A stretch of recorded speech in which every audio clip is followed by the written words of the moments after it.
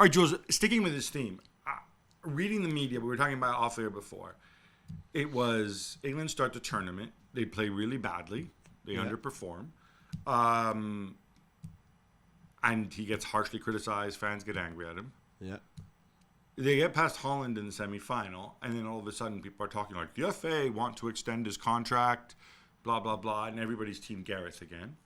And then they lose the final, and it's heartbreak and whatever. I feel like we haven't really had the inquest.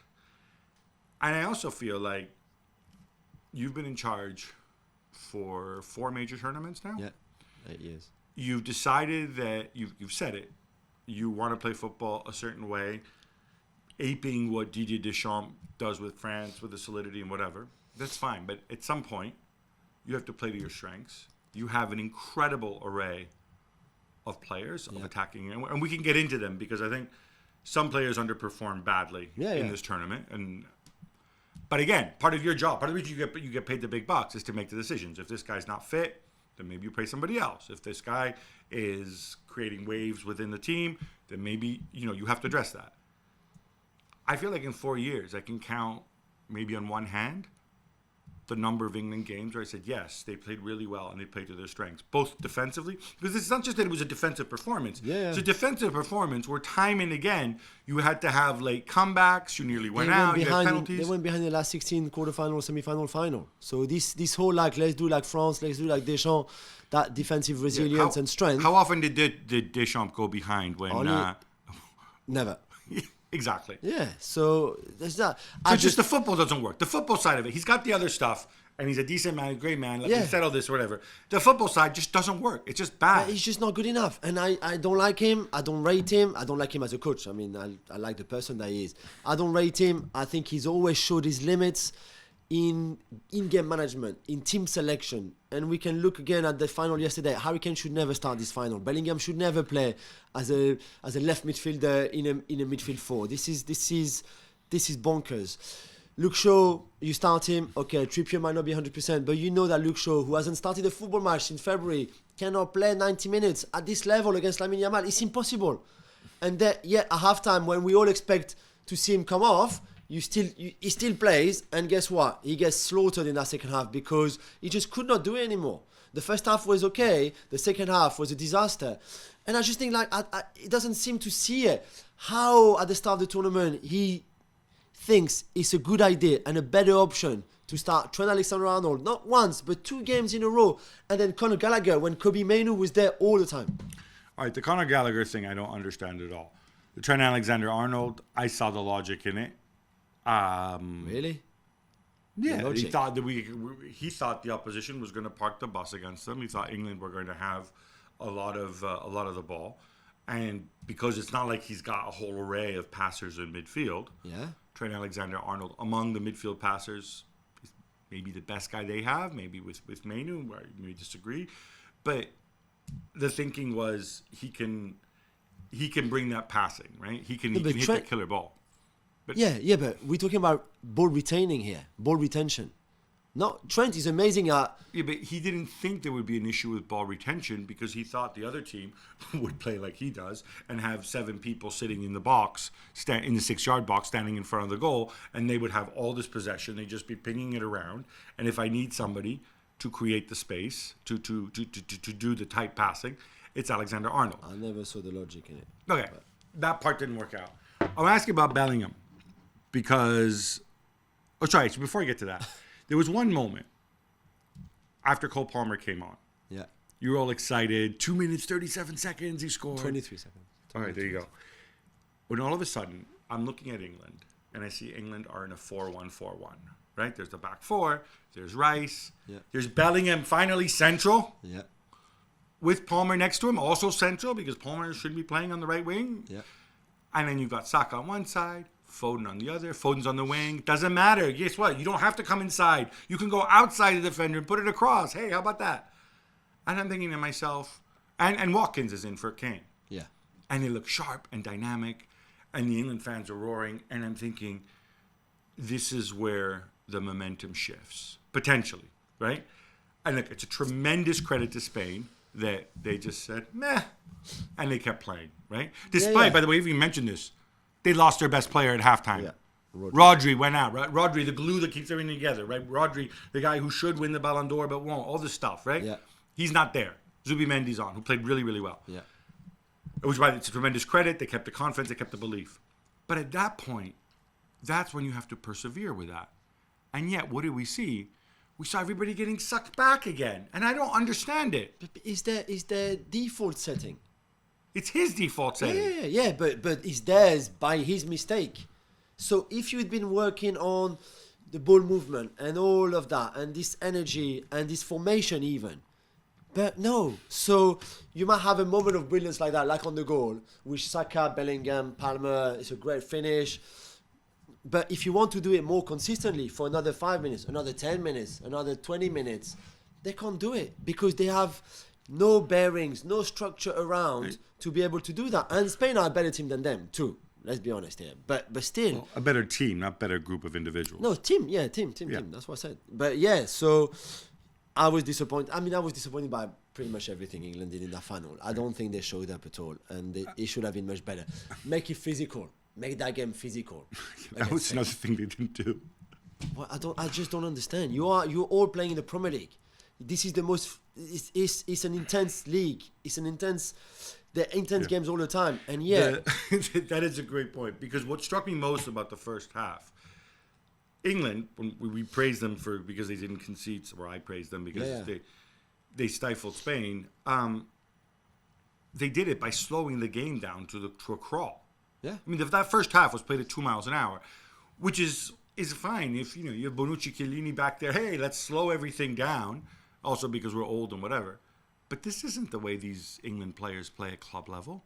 None of these players. Maybe Bellingham occasionally for Real Madrid. But none of the others. Kane, these guys all play for teams that play on the front foot. Yeah. And it's also, and I don't want to get into cultures and DNAs because they change, but it is kind of what you associate with England and the English spirit and conquering. I mean, their record in wars is pretty good, right? Yeah. Certainly better than my country's.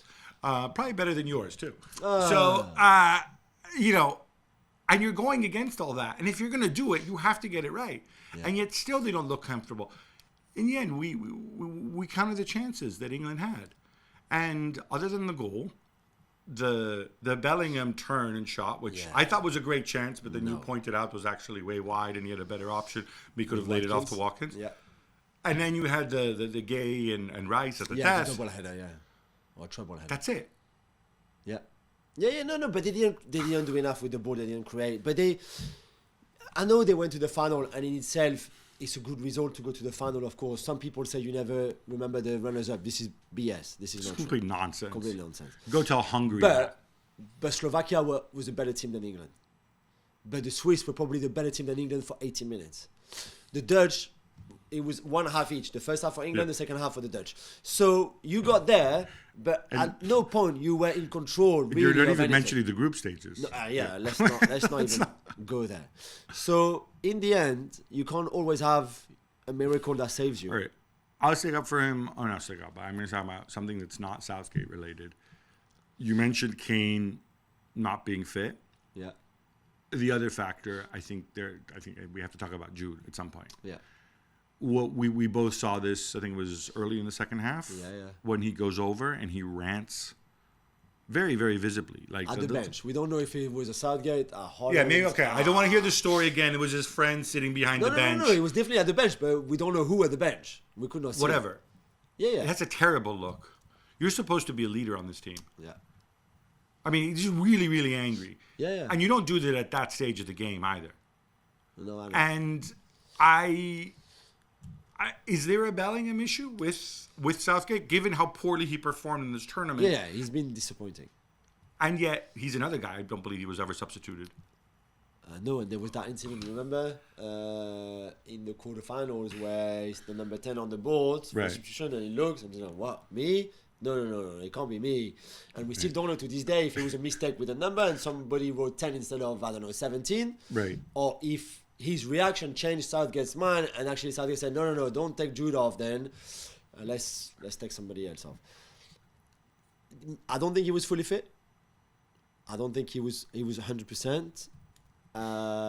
But I think we've seen enough in his attitude on the pitch and some of the stories that we heard off the pitch to say that it was not all amazing within that England camp in relation to Jude Bellingham, because he's the only one not to do a press conference.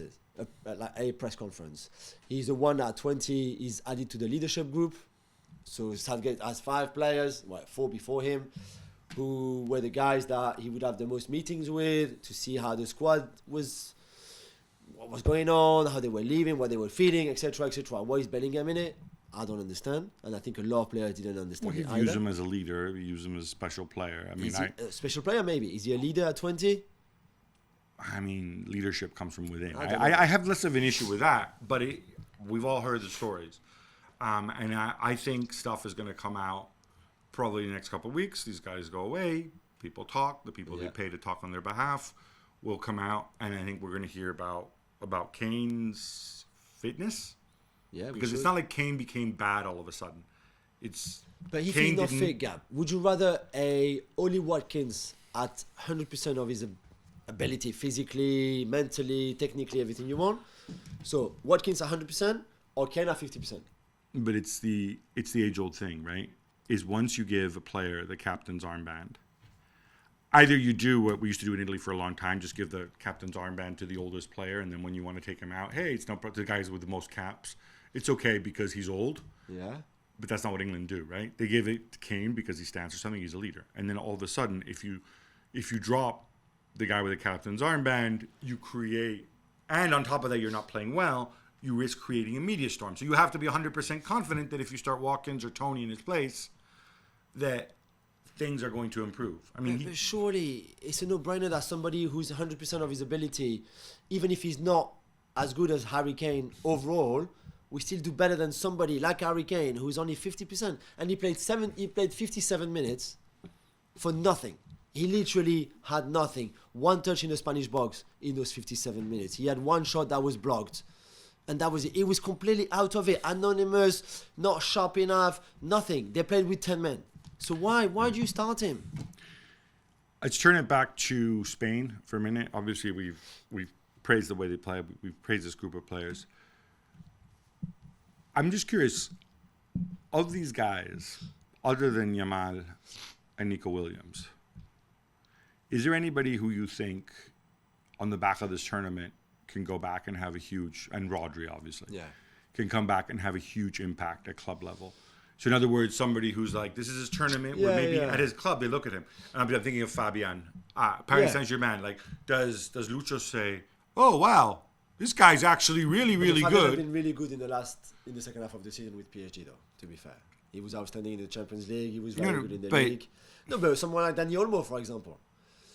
You know, you Dani Olmo, you still at RB Leipzig because you've had these injuries that I think have slowed down your progress, but also the possibility that a bigger club signs you, because he's too good for Leipzig. No offense to Leipzig, but he's too good. He should be a top club, but he's still not.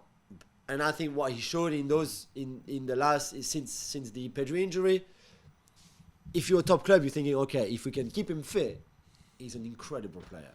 But that's always a challenge, right? It's if we can keep him fit. Yeah, no, I know. And I think that's what has kept people away from Dani Olmo. Yeah, I understand. Like I always say the same thing with medical stuff. We're not doctors, although you're kind of a doctor, but we haven't visited Dani Olmo. No. Even if we were doctors. It's true. So you can just look at it, I think, from the outside. What I'm curious is... But just one thing before you, because we've discussed it on the last show as well, and you saying about those players who have clearly like overachieved in a way, like a Cucurella, maybe even like a Fabian, all of that. Lenormand. Yeah. I don't know if they can repeat this for the 7 games that they played and won, as you said, to have them pretty much all at their best or not far from it, and some of them even better than their best. I just don't know if you can repeat that in 2 years, for example, in the 2026 World Cup. I don't know how often this comes. And I think I'm trying to kind of project forward, right? With Spain, like where do you go from here? Yeah. You have to find a viable center forward. Morata, I'm a Morata guy, as you know. Yeah, me right? too. I love it. But it's obvious that he's not the player that people thought he was going to be, and you're going to have these highs and lows. I think he still gave you in this final a ton of work rate. Oh, I agree. His And touch wasn't great, play. but he was running himself into the ground. Yaman and Nico Williams are there. You're going to add Gavi to the mix, and presumably Pedri to the mix, and Dani Olmo. So in terms of attacking midfield wingers, you're absolutely stacked.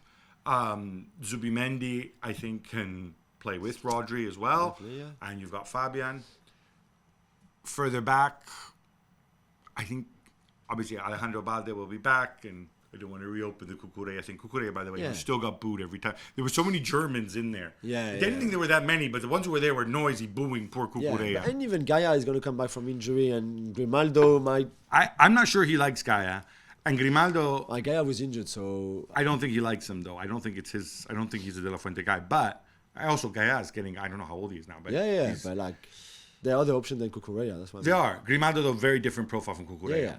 So I think it's going to be Balde or Cucurella, if he wants to keep that sort of defensive profile. But obviously, you're going to have to find a solution to Carvajal at right back.